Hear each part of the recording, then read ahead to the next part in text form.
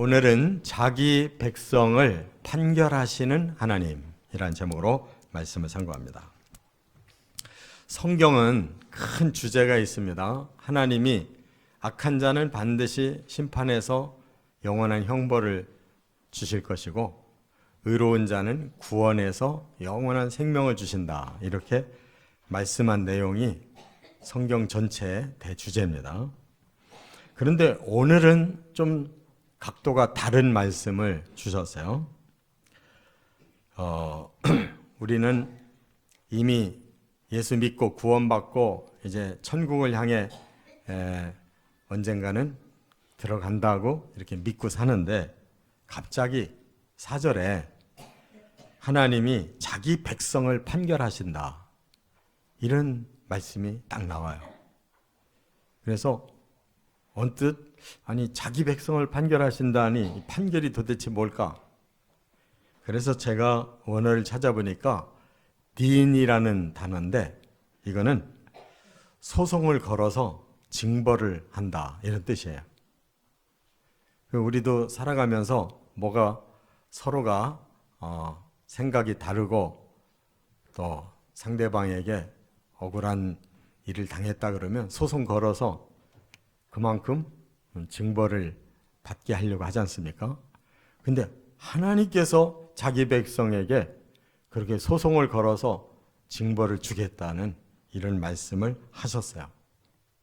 그래서 왜 하나님이 이런 생각을 하시고 말씀을 하셨을까를 다시 한번 생각해 보게 됩니다. 하나님의 가장 큰 특성은 사랑의 하나님이시지만 또 공의의 하나님이십니다.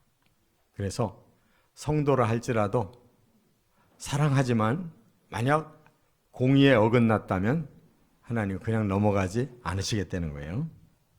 그래서 5절에 내 성도들을 내 앞에 모으라 그랬어요. 하나님이 이제 그 심판의 장소로 성도들을 부르시고 5절에 그 다음에 6절에는 그들 앞에서 공의를 선포하고 심판장이 되겠다 이렇게 말씀하셨어요. 그러니까 하나님이 친히 재판장으로 그곳에서 성도들을 심판하겠다 이렇게 말씀했어요. 그리고 하나님께서는 뿐만 아니라 이제 2절에 보면 시온에서 오신다 그랬어요. 그 말씀은 시온은 천국을 말하는데 지금 천국에 들어가기 전에 우리 성도들을 이 심판대에 세웠다는 겁니다. 그래서 하나님은 시온에서 잠시 심판하러 오신다는 거예요. 그리고 3절에 보면 1절에 보면 삼키는 불과 광풍을 준비해 놓으신다 그랬어요. 아니 이것은 악한 사람들 사탄과 사탄의 무리들만 이렇게 불과 광풍을 준비했다가 멸하시리라 생각을 했는데 오늘은 성도들의 심판에서도 이미 불과 또 광풍을 준비를 해놓고 하나님이 심판하시겠다 이렇게 말씀한 거예요. 그리고 또 하나님은 뭐라고 말씀하셨냐면 온 세상 사람들까지도 다 불러 모으겠다 이렇게 말씀하셨어요. 이 모든 말씀을 보건대 종말 심판을 의미하는 것입니다.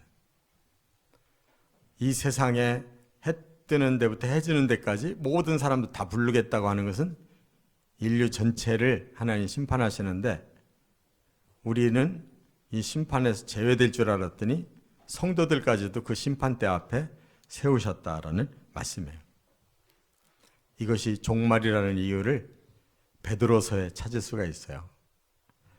베드로전서 4장 17절에 보면 하나님의 집에서 심판을 시작할 때가 되었나니 만일 우리에게 먼저 하면 하나님의 복음을 순종하지 아니하는 자들의 그 마지막은 어떠하며. 그러니까 이것은 지금 모든 역사를 마감하고 끝내실 이 종말에 심판을 하나님이 시작하시는데 어디부터? 하나님의 집에서부터. 하나님의 성도들로부터 먼저 심판이 시작되고, 그 심판이 정말로 우리가 두렵고 떨리는 것이라면 더구나 하나님의 복음을 순종하지 아니한 자들의 그 종말은 어떻겠느냐라고 이렇게 말씀하고 있어요. 그래서 우리는 그냥 심판이 통과되는 게 아니라는 것을 깨달아야 된다는 말씀입니다. 하나님은 이 소송에서 세 가지의 성도에게서 잘못된 것을 고발하고 계세요. 저와 여러분도 열애 없이 이 세 가지의 문제를 짚고 넘어가신다는 것이고, 이것을 반드시 해결해야만 우리는 그 심판에서 통과되어 또 시온을 향해 들어가게 될 줄로 믿습니다. 첫째, 7절부터 15절에 보면 하나님께 경외심이 없는 의식의 예배를 드리기 때문이라는 거예요. 자, 13절과 14절 같이 읽어보겠습니다. 내가 숫소의 고기를 먹으며 염소의 피를 마시겠느냐? 감사로 하나님께 제사를 드리며 지존하신 이에게 내 서원을 갚으며. 네. 요 말씀을 조금 풀어야 될 필요가 있어요. 하나님이 말씀하기를 내가 숫소의 고기를 먹으며 염소의 피를 마시겠느냐 그러셨어요.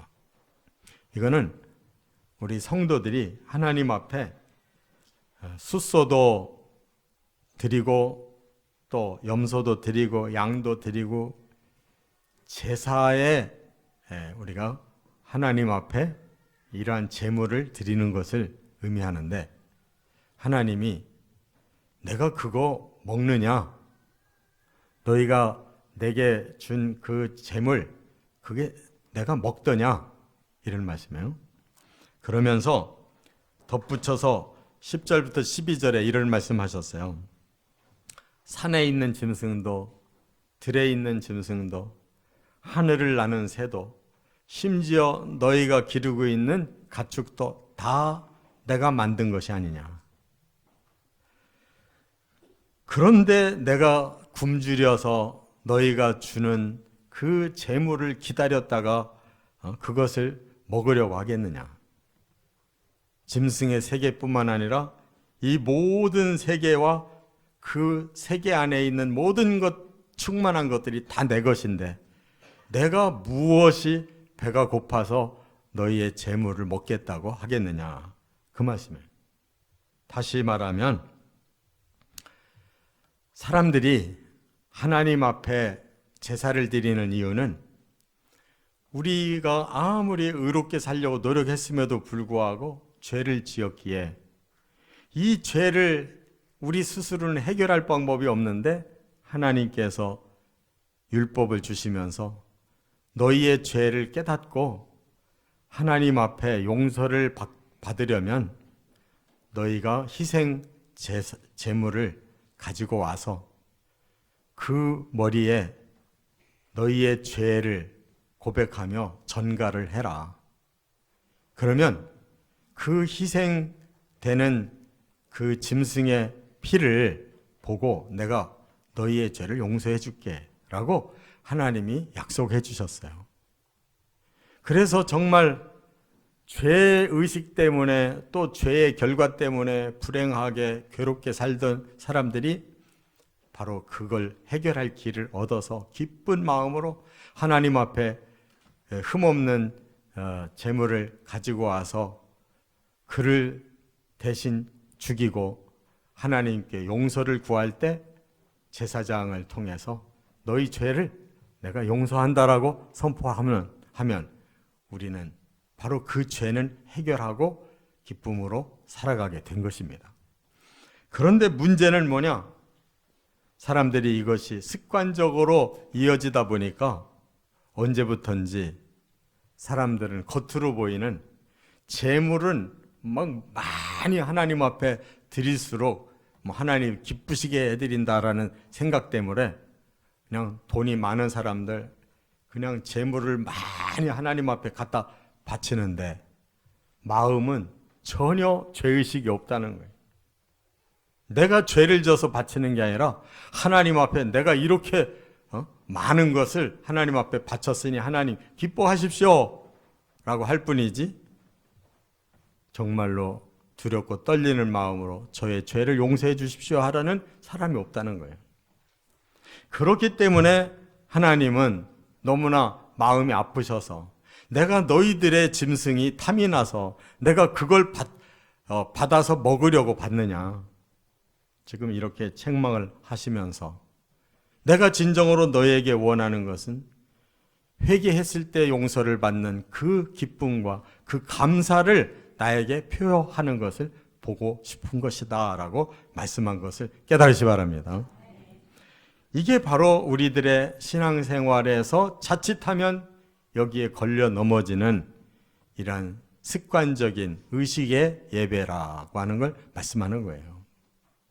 처음 예수 믿을 때에는 정말로 이 복음을 듣고는 너무너무 감격해서 눈물을 펑펑 흘리면서 저 같은 죄인도 하나님 구원해 주시다니 너무너무 기쁘고 감사합니다 해서 예배를 드릴 때나 찬송을 부를 때나 기도를 할 때나 무슨 시간이 됐든지 항상 마음에 그 감격을 가지고 살았는데, 언젠가부터 신앙생활을 오래 하다 보니까 11조도 잘하고 안내위원도 잘하고 뭐 봉사 헌신도 잘하는데 마음은 죄의식이 없어요.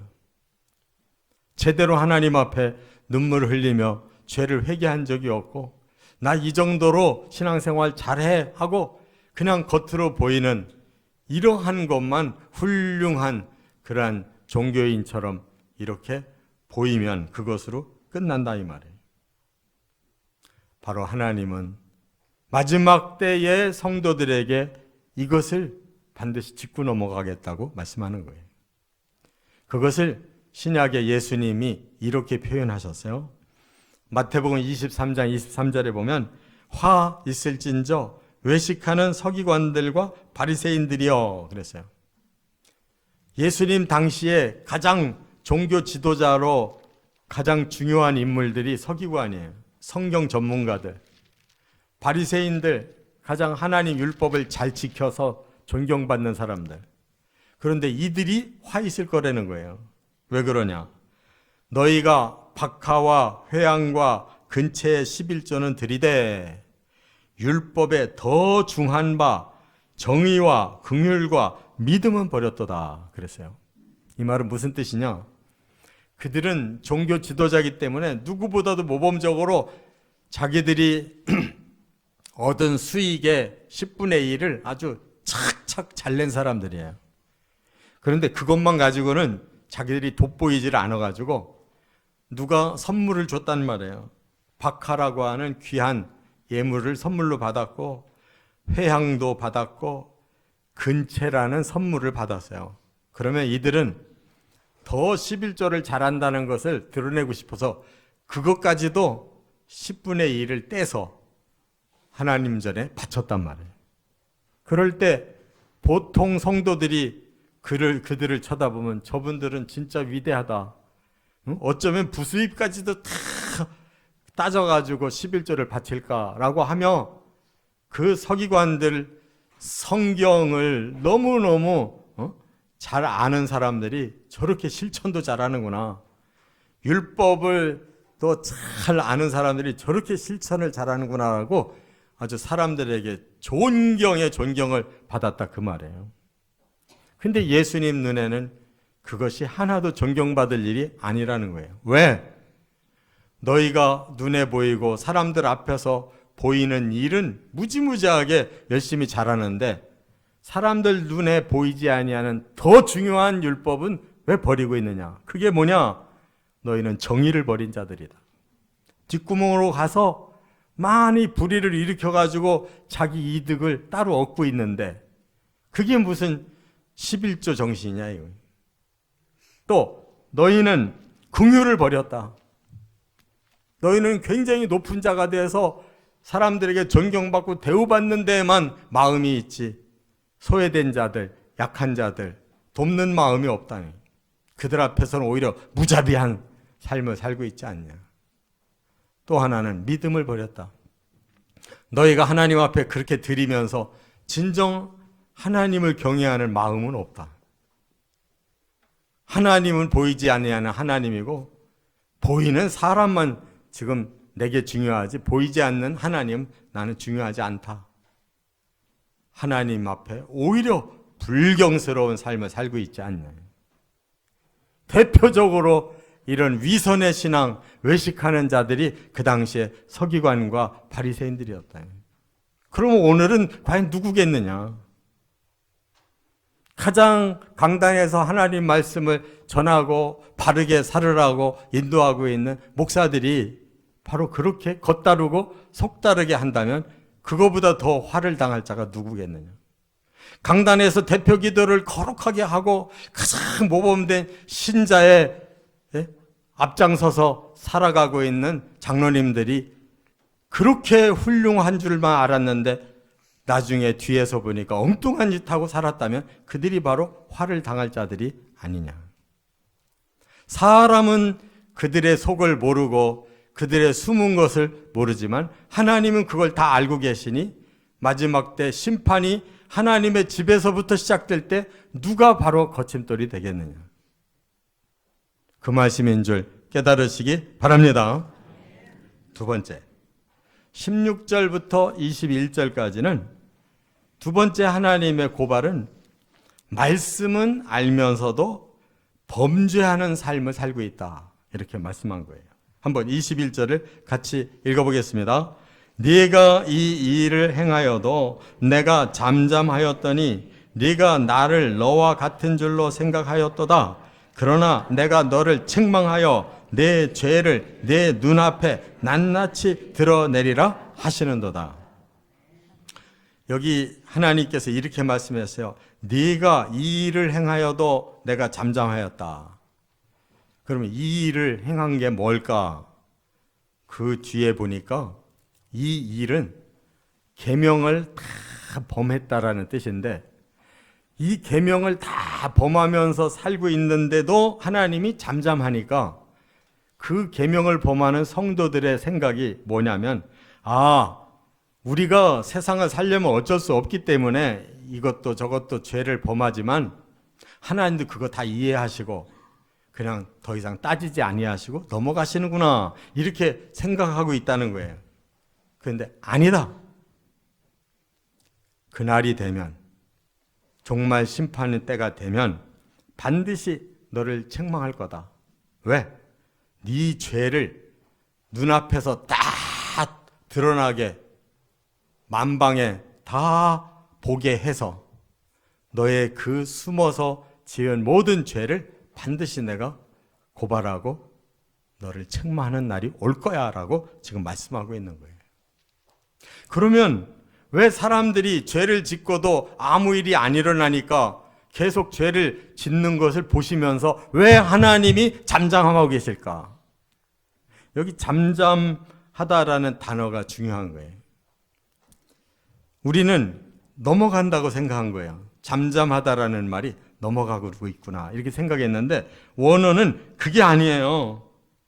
여기 보니까 하라쉬라고 하는 원어를 썼는데 이 말은 겉으로는 침묵하나 속으로는 궁리한다 이런 뜻이에요. 하나님이 겉으로는 아무 말씀 안 하고 그냥 넘어가고 계시는 것 같은데 속으로는 이 사람들 큰일 났구나. 빨리 깨닫고 회개하고 다시 말씀으로 돌아가야 될 텐데 하고 마음에 너무 안타까워하시고 어떻게 해야 될 것인가를 계획하고 계신다는 거예요. 그러니까 하나님은 넘어간다는 뜻이 아니라 하나님은 너무 안타까워하면서 그들에게 기회를 주고 뭔가 계기를 주고 뭔가를 하시는데 그들이 끝까지 거기에 반응하지 않고 그대로 간다면 마지막에는 드디어 드러내는 심판의 날이 오고 그에 해당되는 책망을 반드시 하게 된다라는 그런 말씀인 줄 깨달으시기 바랍니다. 그래서 사람들이 그 일을 하나님이 잠잠하니까 아무 일 안 일어난다고 행하던 것이 무엇이냐를 18절부터 20절에 말씀하고 있어요. 자, 사람들이 18절에 도둑과 연합하고 있다 그랬어요. 도둑질하는 사람들이 그냥 함께 연합해가지고 그냥 도둑질한다. 이거 몇 계명입니까? 8계명을 범하고 있다는 거예요. 그 다음에 간음하는 자들과 동료가 되어 있다는 거예요. 너나 나나 그냥 즐겁게 살자 하고 이렇게 간음하는 무리들에 섞여서 산다는 거예요. 이거는 7계명을 범하고 있다는 거예요. 19절로 넘어가 보니까 입을 악에게 내어주며 혀로 거짓을 꾸몄다. 그건 뭐예요? 입이 그냥 악을 쏟아낼 뿐만 아니라 거짓을 쏟아낸다는 거예요. 그게 몇 계명을 범하는 거예요? 내 이웃에게 거짓말하지 마라, 속이지 마라라는 9계명을 범하고 있다는 거예요. 그 다음에 20절에 보면 내 형제를 공박하며 비방했다고 그랬어요. 그 말은 뭐예요?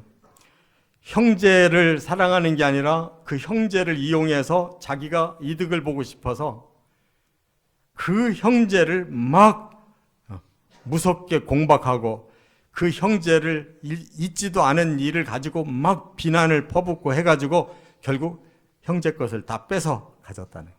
그게 무슨 죄예요? 10번째, 바로 이웃의 것을 탐했다는 범죄란 말이에요. 이렇게 범죄들을 여전히 저지르고 있는데 왜 세상은 이렇게 하나님이 잠잠하실까? 그냥 넘어가는 게 아니라는 거예요.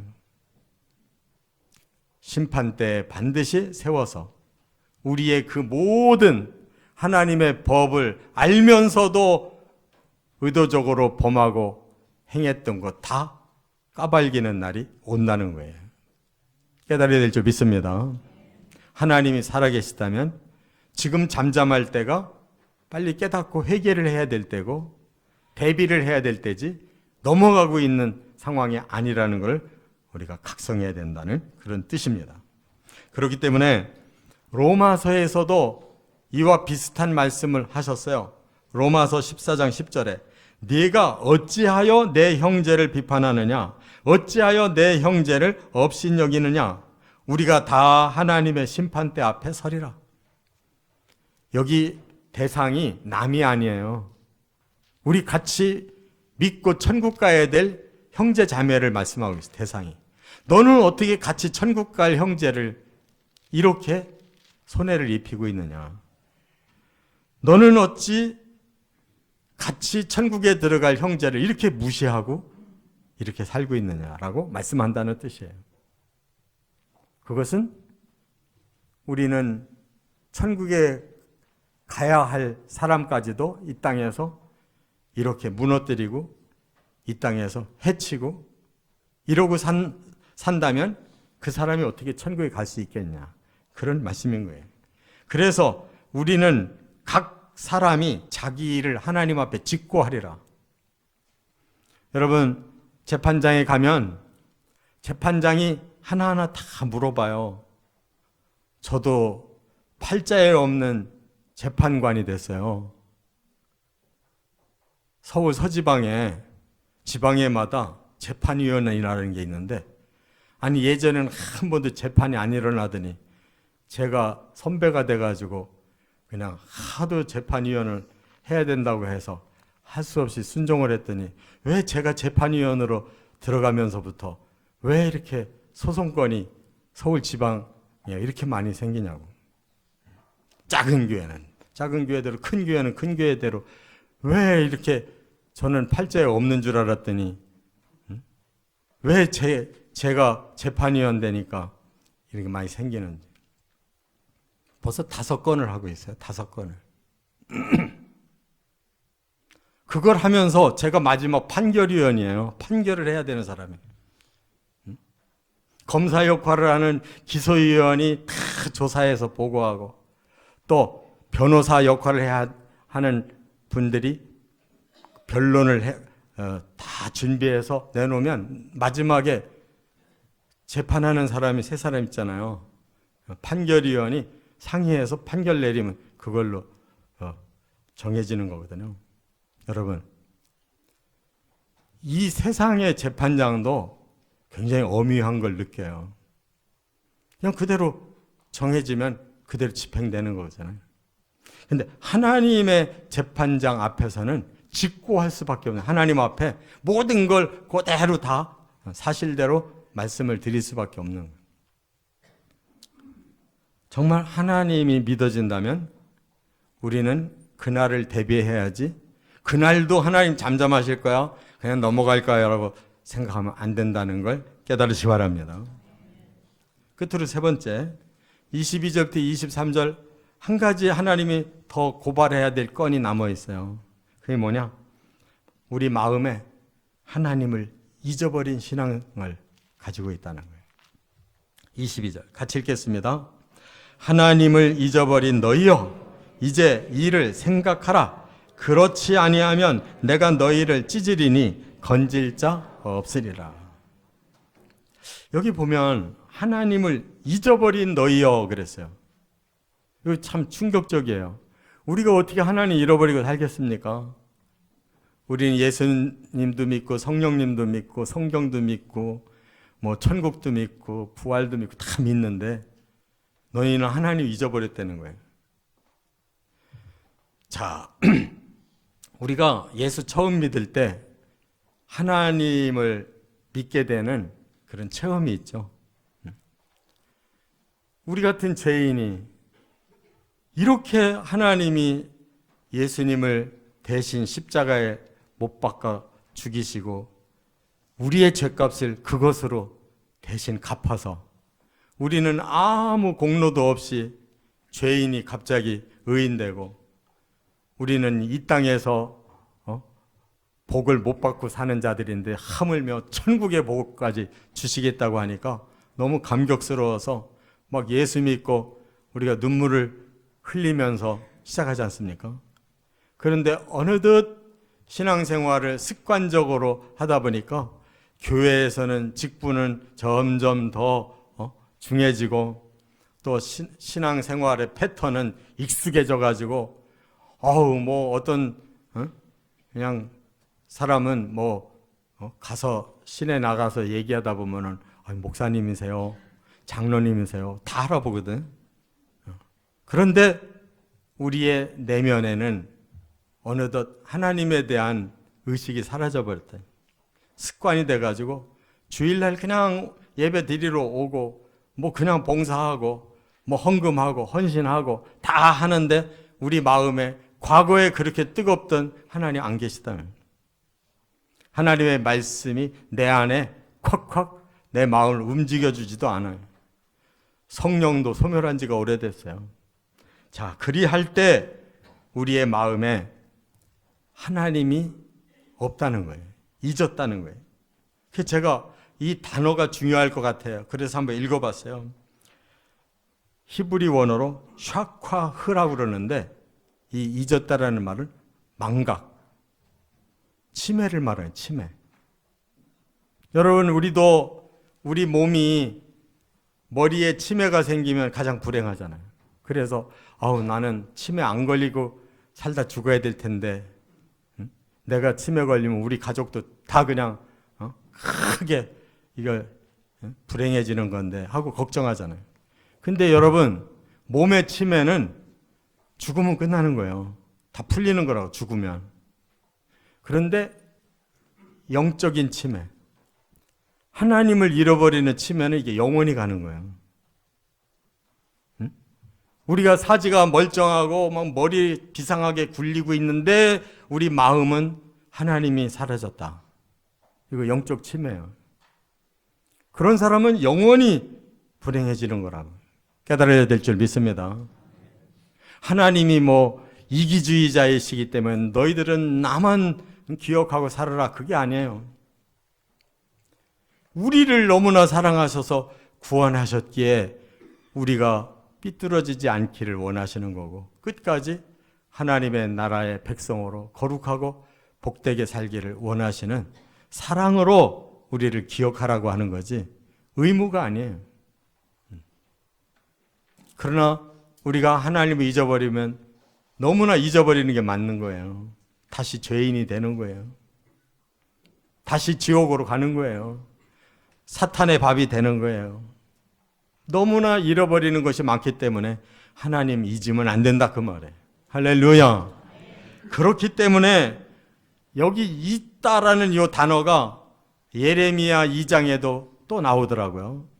그래서 거기서는 잊었다라는 단어가 어디 무슨 표현일까 그랬더니 예레미야 2장 32절에 이렇게 말했어요. 처녀가 어찌 그의 폐물을 잊겠느냐, 신부가 어찌 그의 예복을 잊겠느냐, 오직 내 백성은 나를 잊었나니 그랬어요. 우리 예수님이 종말에 우리를 혼인 예식하려고 재림하실 거예요. 그러면 예수님이 공중으로 재림하실 때 우리가 이미 혼인 폐물과 혼인 예복을 받아서 그 공중 세계에서 결혼 예식을 해야 될 사람들이에요. 지금 그 얘기 하는 거예요. 그런데 우리 신부 될 사람들이 예수님께 다 받아놓고 결혼식에 참여해야 되는데 신랑을 마음에서 잊어버렸다는 거예요. 신랑 생각이 안 나는 거예요. 아, 내 이거 가지고 딴 사람하고 살아야 되겠다. 사탄하고 살아야 되겠다. 이 땅에서 살아야 되겠다. 이런 만보를 가지고 있다는 거예요. 그렇기 때문에 예레미야 3장 14절에서 하나님 뭐라고 말씀하셨어요? 배역한 자식들아 돌아오라, 나는 너희 남편임이라. 우리가 예수님 만나겠습니다, 어서 빨리 재림하세요 하던 사람이 마음이 싹 달라져가지고 이미 복 받았으니까 나 이 땅에서 더 오래 살래요. 예수님 아직 오시면 안 됩니다. 예수님이 우리 마음에 없다면 우리 신랑은 오히려 이 세상의 신랑이다, 그 말이에요. 깨달으시 바랍니다. 이처럼 우리가 신앙생활을 완전히 이 세속에다가 다 모든 걸 걸어놓고 살겠다고 하는 것이라면 그는 하나님 잃어버린 사람이고 영원한 천국의 영적 혼인을 포기해버린 사람이에요. 저나 여러분이나 이 마지막 말씀에 우리가 귀를 기울여야 되는데 23절에 그랬어요. 23절에 우리 같으면 더 이상 23절을 쓰지 않을 것 같은데 하나님 마지막 23절을 주셨어요. 감사로 제사를 드리는 자가 나를 영화롭게 하나니 그의 행위를 옳게 하는 자에게 내가 하나님의 구원을 보이리라. 이렇게까지 타락했는데도 불구하고 하나님이 마지막 기회를 또 주시겠대요. 너희 마음이 돌이켜져서 하나님을 되찾고 하나님의 그 구원의 감격이 다시 살아난다면 하나님 앞에 감사를 드릴 것이고, 그러면 내가 그를 다시 영화롭게 해줄 거고, 그러면 내가 너희에게 다시 구원을 보여줄게, 이렇게 말씀한 거예요. 하나님은 다시 회개하면 또 구원을 주고 영화로운 나라로 우리를 부르시게 되는 거예요. 이런 하나님이 어디 있어요? 이게 바로 진정한 사랑 아니냐 말이에요. 영원한 신랑을 우리가 여기에서 세속 때문에 놓치면 되겠냐고. 영원한 생명과 영광을, 이 마지막 기회를 놓치지 마시고 다시 회복하는 저와 여러분 되시기를 주의 이름으로 축원합니다.